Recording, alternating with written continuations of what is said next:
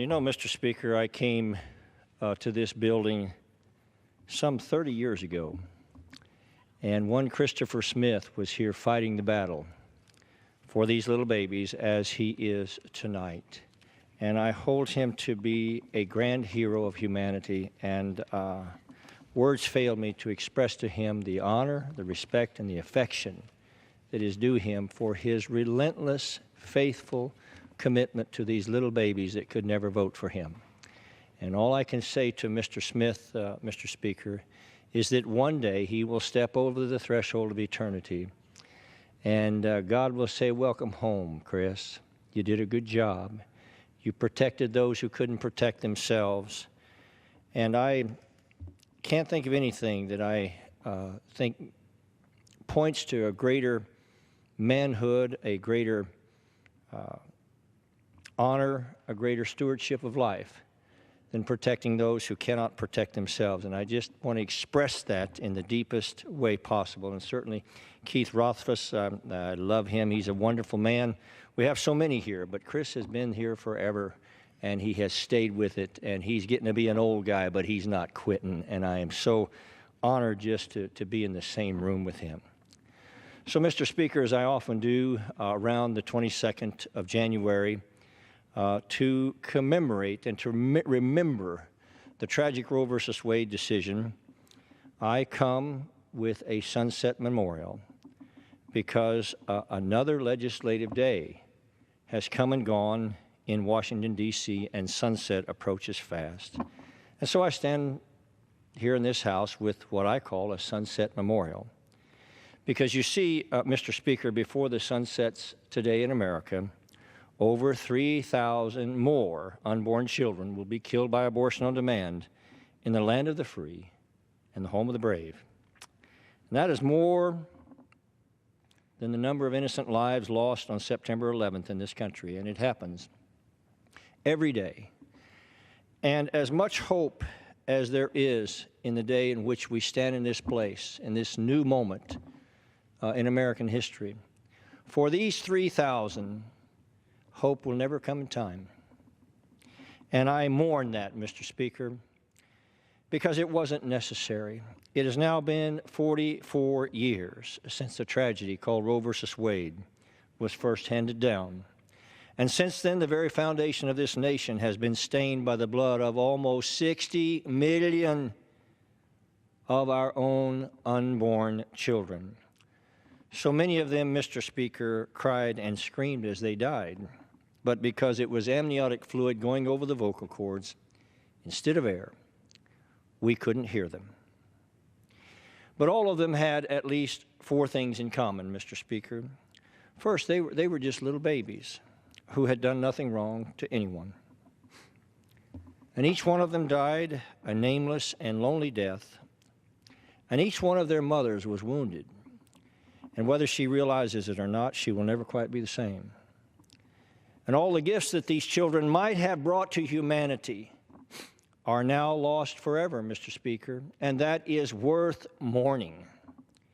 Yet even the glare of such tragedy brings a ray of hope, because this generation, even though it still clings sometimes to a blind, invincible ignorance while history repeats itself over and over again,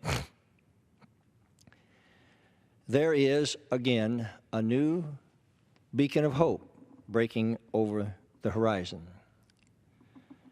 Mr. Speaker, not so long ago, I heard Barack Obama speak some very noble but poignant words that, whether he realizes it or not, apply so profoundly to this subject. And so I'm going to quote some excerpted portions of his comments. And let me just say at the outset, I agreed with the words that he spoke. I'm going to say that up front. No one was a greater critic of the policies of Barack Obama than myself, because I thought he missed the moment. I thought he missed his moment in history. He could have been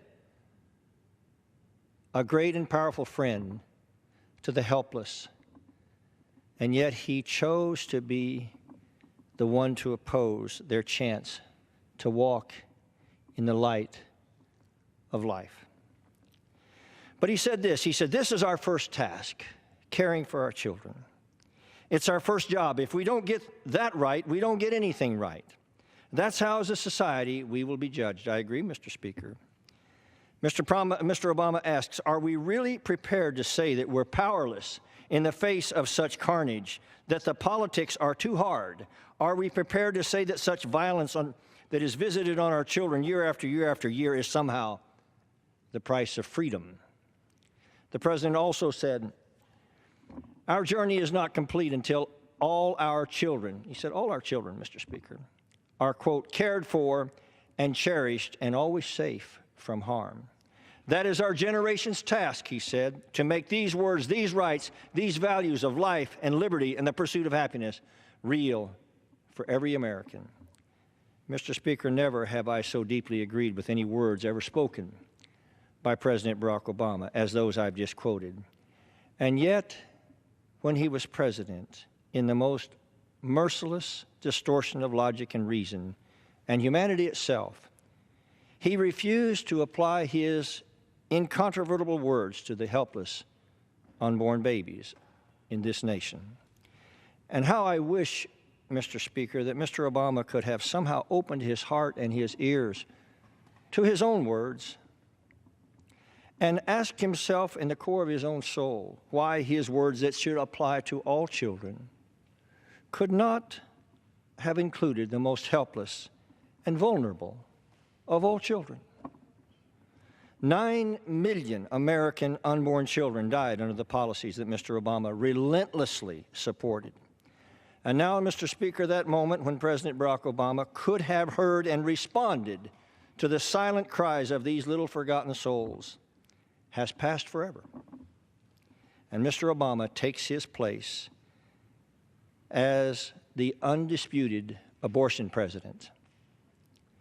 And while I mourn that reality, Mr. Speaker, I take great hope in a new reality, that Donald Trump is now president of the United States and that the winds of change are beginning to blow. And I believe Mr. Trump will be a protector of these little babies that have waited so very long for someone to come along and help them. So now I pray that the members of this body and those in the United States Senate will remember the words of Thomas Jefferson when he said, the care of human life and its happiness, and not its destruction, is the chief and only object of good government. And that phrase in the 14th Amendment that capsulizes our entire Constitution, it says, no state shall deprive any person of life, liberty, or property without due process of law. Mr. Speaker, protecting the lives of all Americans and their constitutional rights is why we are all here. And Mr. Speaker, there is hope now, and we wait for that new day that has come to manifest and the sun to break through the clouds and shine once again on the faces of these little babies. And I yield back, Mr. Speaker.